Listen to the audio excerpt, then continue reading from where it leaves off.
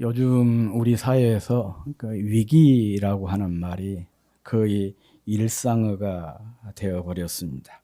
경제도 위기고, 교육도 위기고, 또 사회도 위기고, 남북 관계도 위기다.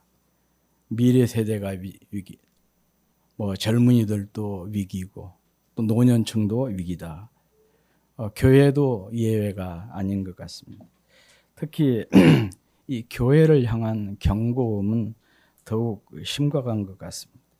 그 중에서도 교회들마다 이 성도의 수가 급격하게 줄어들고 있고, 또 그나마 남아 있는 분들도 젊은 사람들은 보다는 나이 드신 분들이 훨씬 더 많고, 전에 우리 교회 새벽 예배에 한번 오셨던 순천노예에서, 순천 이 지역에서 가장 오래된 교회 중에 한 교회거든요. 그 목사님이 저에게 전화를 해가지고 그래요. 오늘 아침에 눈이 호강을 했다. 자기 교회 성도들은 거의가 다 그냥 눈밭이 돼요. 연세가 많아가지고 다들 하얀데 우리 교회 와서 보니까 그래도 검은 머리가 많이 있다. 그래서 눈이 호강했다. 그런 얘기를 할 정도로. 이 웃을 일이 아니고 상당히 심각한 일이에요. 젊은 사람들이 교회에서 급속하게 빠져나가고 있다. 그런 얘기죠. 물론 또 통계마다 조금씩 차이는 있지만은 2022년 이후에 매년 약 한 4천 개의 교회가 문을 닫고 있다. 그런 그 통계가 나오고 있습니다. 뿐만 아니라 더 심각한 것은 이 교회 학교가 지난 10년 사이에 41.9%나 줄어들었습니다. 그러니까 절반 정도 줄어들어 버린 것이죠. 그뿐만 아니라 이게 서울 그 도심을 중심으로 해서 나온 결과인데, 교회 학교가 운영되고 있는 교회가 57% 정도밖에 안 된대요. 거의 절반에 가까운 교회들이 교회 학교를 운영하지 못한다는 얘기입니다. 그러면 순천처럼 이런 중소도시라든지 농촌의 상황은 훨씬 더 열악하지 않겠습니까? 이것은 단지 그 교회 학교의 위기, 또 다음 세대의 위기가 아니라 한국교회의 위기고, 또 한국교회의 존립의 문제인 것입니다. 이 한국교회가 주님 오시는 그날까지 영광스러운 교회로서의 사명을 감당하기 위해서는 다음 세대가 건강하게 세워져야 하는 것은 강조할 필요가 없을 것입니다. 물론 이것은 어제 오늘의 문제는 아닙니다.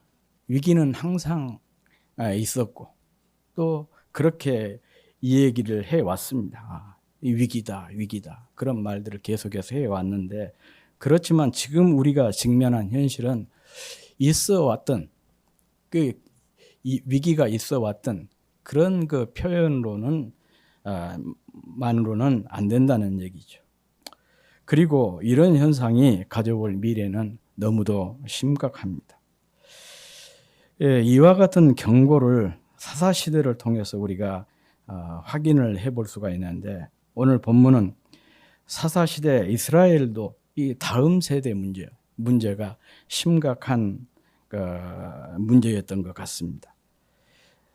애굽을 나온 이후에 광야 세대, 곧 가나안 정복 전쟁을 치룬 세대와 이 가나안 정복 전쟁 이후에 태어난 새로운 세대가 전혀 다른 세대로 바뀌어 버린 것입니다. 그래서 오늘 성경을 보면 정복 전쟁 이후에 태어난 세대를 부모의 세대를 이은 다음 세대라 이렇게 표현하지 않고 다른 세대라 이렇게 표현을 하고 있습니다.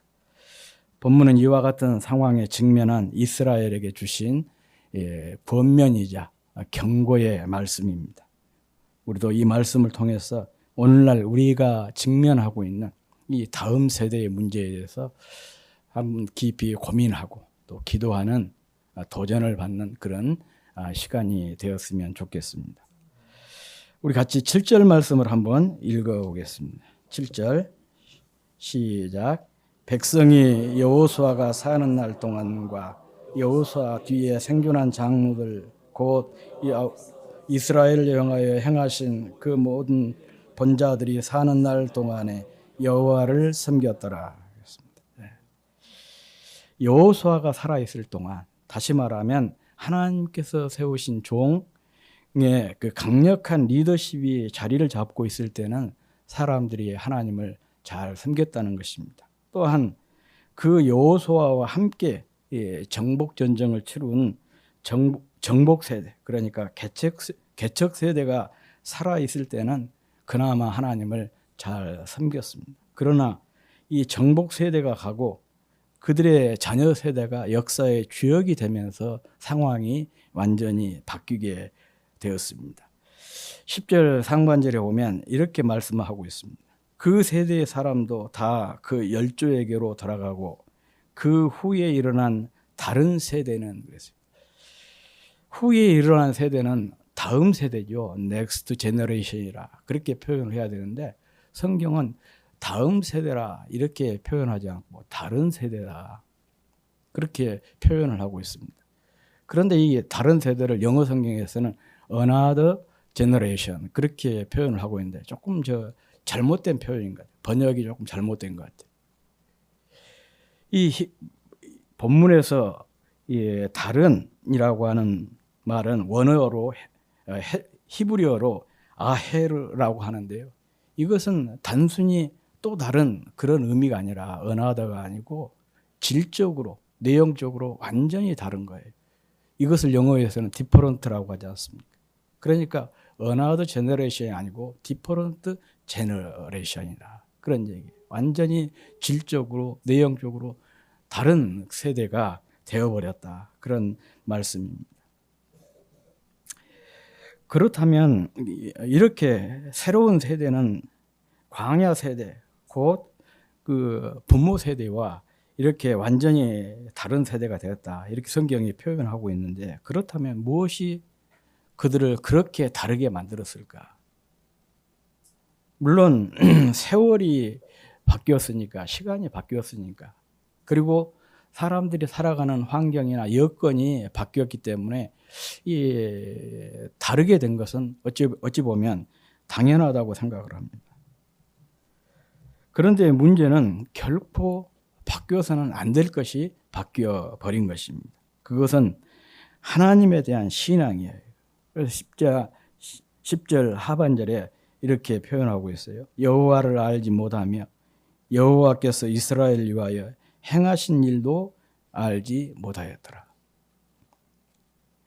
하나님도 알지 못하고 하나님께서 자기 백성들을 위해서 행하신 구원의 역사도 이 다음 세대들이 기억하지를 못했다는 것이죠. 그러니까 부모의 세대와 이 자녀의 세대가 완전히 다른 세대로 전락을 해버리게 된 것입니다. 조상의 아름다운 믿음의 유산을 계승 발전시키지 않고 다른 길로 가서 다른 신을 섬기고 다른 소망을 쫓는 다른 세대가 되어버린 거예요. 이것은 변화가 아니고 이런 것을 가리켜서 변질이라 그렇게 얘기한 것입니다. 내용이 바뀌어버린 것, 이런 것을 변질이라 그러죠. 그러면 왜 그들이 이렇게 변질이 되었을까? 오늘 본문에 보면 몇 가지 내용이 나오고 있습니다. 그 이유가 나오고 있습니다. 첫 번째는 구원의 은혜를 잊어버렸기 때문입니다. 12절 상반절에 보면 이렇게 말씀하고 있어요. 애굽 땅에서 그들을 인도하여 내신 그들의 조상들의 하나님 여호와를 버리고, 애굽 땅에서 그들을 인도하여 내신 그들의 조상들의 하나님 여호와를 버렸다. 그들은 과거 이집트에서 종살이하던 노예 백성이었습니다. 날마다 바로의 압제하에서 집을 줍고 또 흙을 파고 그것을 이겨서 벽돌을 만들고 벽돌을 나르고 또 벽돌로 건축을 하는, 그것이 그들의 일상이었습니다. 거기에는 자유도 없고 인권도 없고 평안도 없었습니다.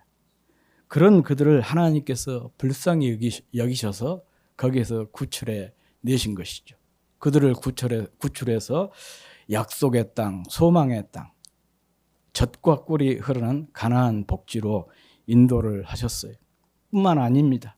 그렇게 인도하셔서 그들이 세우지도 않는 아름다운 성읍에서 거주하게 되었고, 또 그들이 채우지도 않은 아름다운 그 물건들이 가득 찬 집에서 살게 되었고, 또 그들이 파지도 않았던 우물들을 마시게 되었고, 또 그들이 이렇게 가꾸지 않았던 곡식과 또 포도와 무화과와 이런 그 각종 열매들을 먹게 되었습니다.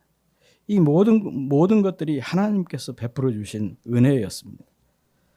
그래서 그들은 이 하나님께서 베푸신 구원의 은혜를 늘 기억했어야만 했죠.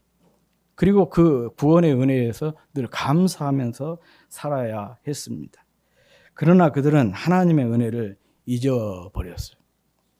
그들이 과거에 얼마나 비참한 생활을 했던 것을 기억하지를 못한 것이죠. 또 지금의 축복이 하나님의 은혜였다는 사실 또한 까마득하게 잊어버렸습니다. 그런데 그 세월이 그렇게 몇십 년, 백년이 흘러가지고 그렇게 된 것이 아니에요. 불과 한 세대 만에 이런 하나님의 은혜를 깡그리 잊어버리게 된 것입니다.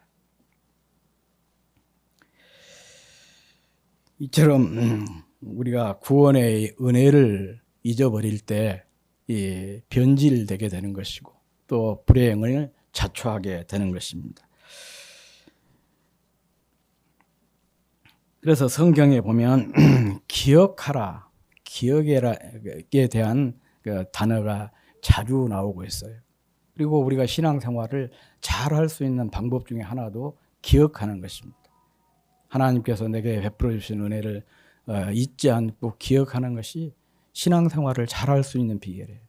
은혜로운 신앙생활을 할 수 있는 비결입니다. 감사가 넘치는 그런 신앙생활을 할 수 있는 비결이 기억하는 것이잖아요. 사람과의 관계도 마찬가지지 않습니까? 부부관계도 마찬가지고 부모와 자식 사이도 그렇고, 좋은 추억들을 많이 만들고 그 추억을 늘 기억하게 되면 감사가 증폭이 되는 거예요. 더더군다나 부모와 자식 간에는 더 그런 것 같아요.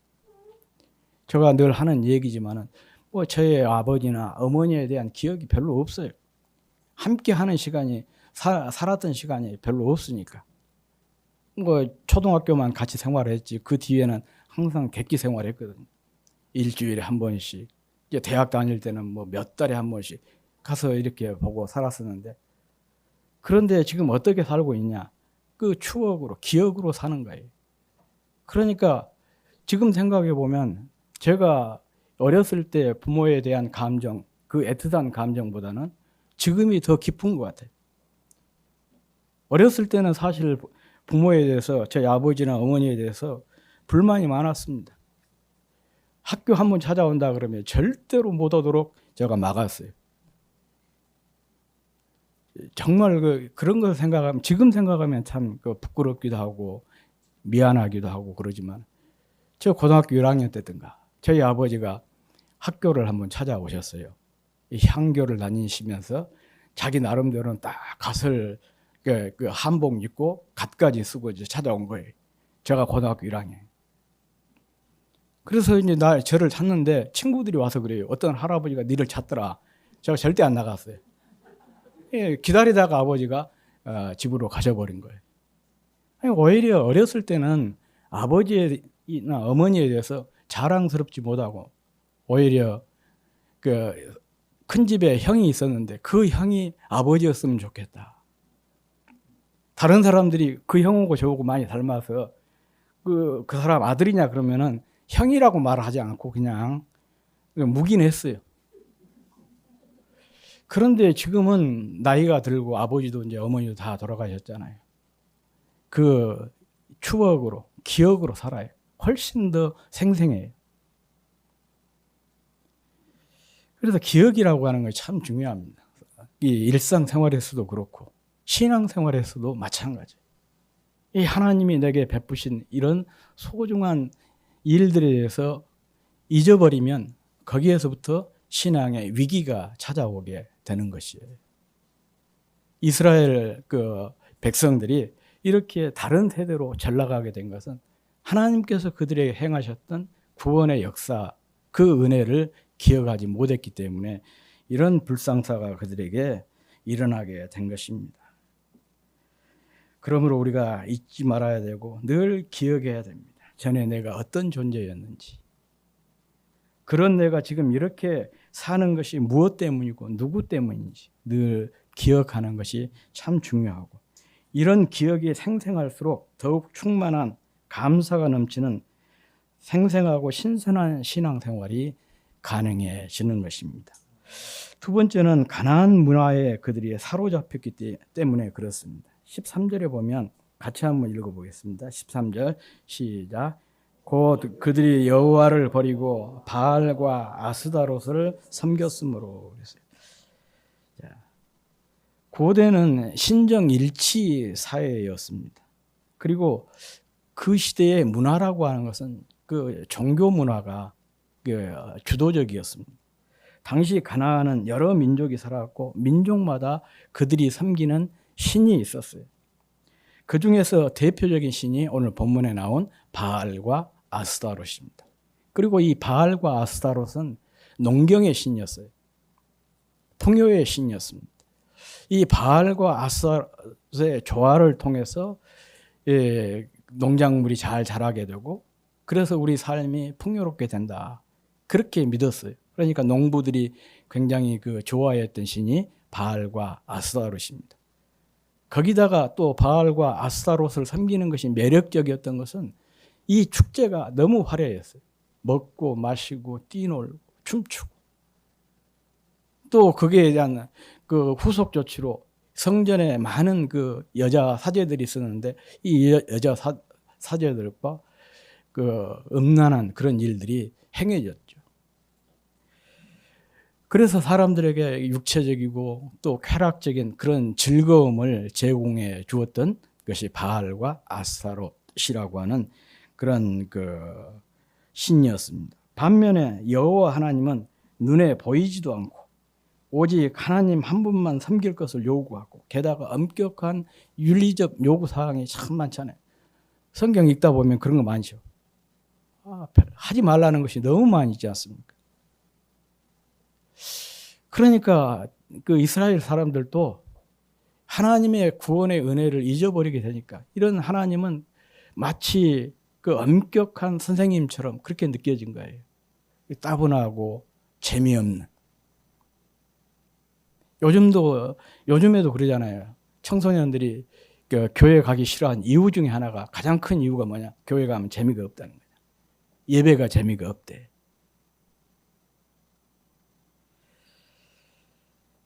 그래서 하나님께서 행하신 이 구원의 은혜를 기억하지 못한 자녀 세대가 현실적이고 감각적인 즐거움을 주는 이 가나안 문화에 사로잡히게 되고 가나안의 이 우상 숭배에 빠져들게 된 것입니다.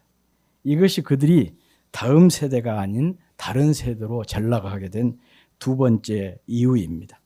그리고 셋째는 여호와를 알도록 힘써 가르치지 못했기 때문이에요. 이 세 번째가 결국 앞에서 말씀드린 두 가지를 원인이 되는 것이죠. 구원의 은혜를 기억하지 못하고 또 가나안 문화에 사로잡히게 된 원인이 뭐냐? 하나님을 알도록 힘써 가르치지 못한 거예요.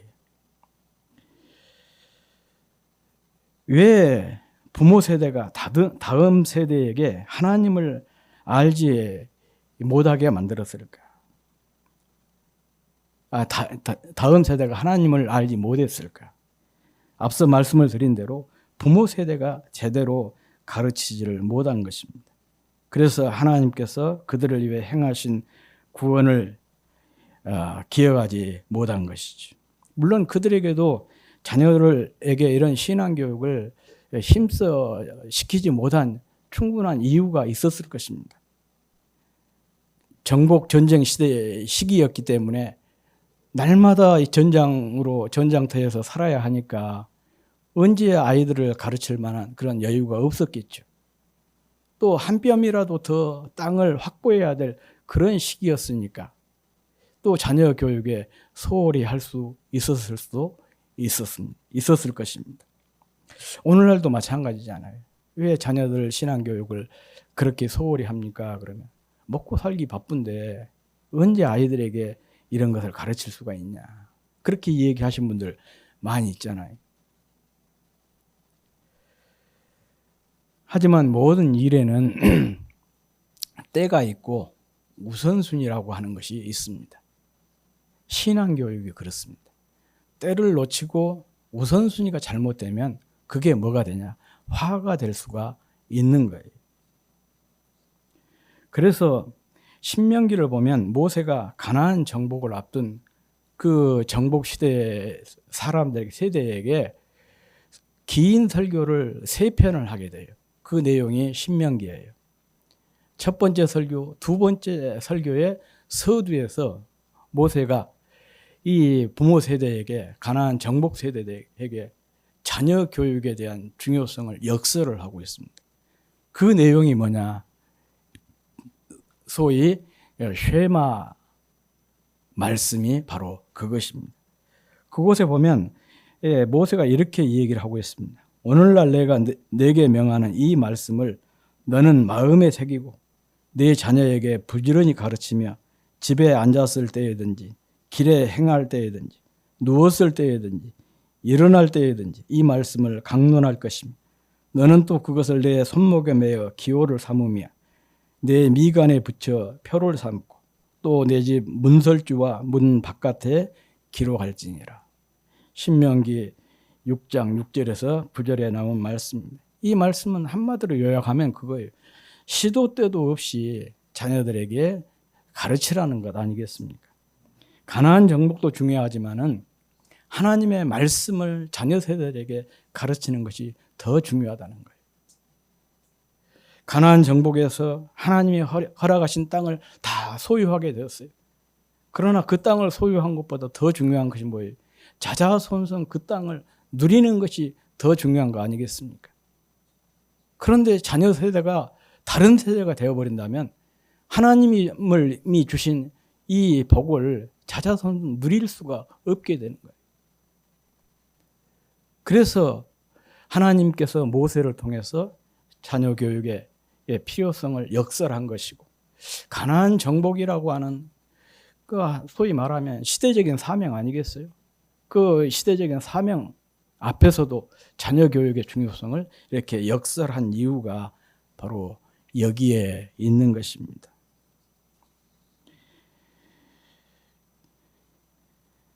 모든 문제의 뿌리는 하나님을 알지 못하는 것입니다. 것에서부터 시작이 됩니다. 이 오스카 와일드라고 하는 영국의 유명한 극작가가 있는데 그분이 이런 말을 했습니다. 하나님을 모르는 교육은 현명한 악마를 키우는 것과 같다. 정말 우리가 깊이 새겨야 될 그런 얘기예요. 우리가 열심히 세상 교육 잘 시켜야 되고, 뭐 기술 교육도 시켜야 되고, 또 문화 교육이랄지 교양 교육도 시켜야 되고, 다 그런데 힘써야 됩니다. 그렇지만은 하나님을 모르는 교육은 현명한 악마를 키우는 것과 같다는 거예요. 하나님을 모르고 하나님에 대한 경외심을 배우지 않으면 아무리 최고의 교육을 받고 또 최고의 대학을 나와도 사단의 똘마니 정도밖에 안 된다. 그런 얘기 아니겠습니까? 그래서 잠언은 여호와를 아는 것, 여호와를 경외하는 것이 모든 지식의 근본이다. 이 말씀을 거듭해서 강조하고 있는 것입니다.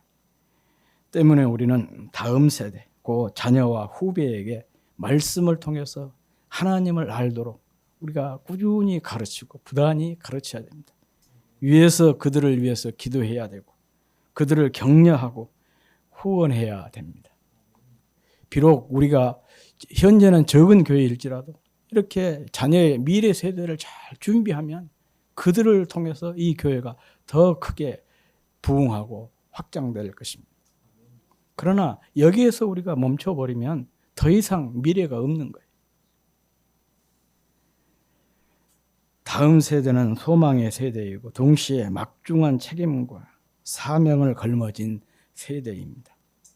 우리는 하나님의 구원 역사를 계속해 나갈 소망스러운 다음 세대를 키우고 있는가? 아니면 세속주의에 변질된 다른 세대를 키울 것인가? 다음 세대를 영성 깊은 하나님의 자녀로 키울 것인가? 아니면 하나님을 대적하는 사단의 똘마니로 키울 것인가?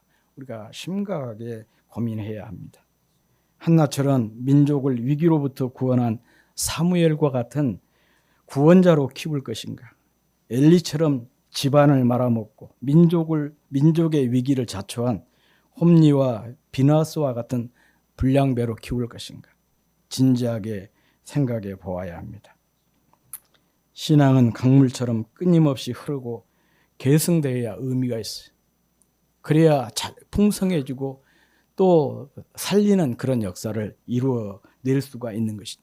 그러나 단절이 되면 말라지거나 썩게 된 것이죠.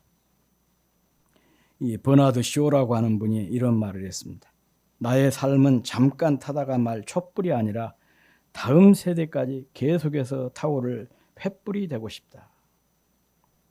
우리 인생과 신앙이 당대만 잠깐 타다가 꺼져버리는 촛불이 아니라 다음 세대에도 그 다음 세대에도 계속해서 활활 타오르는 횃불이 되도록 했으면 좋겠습니다.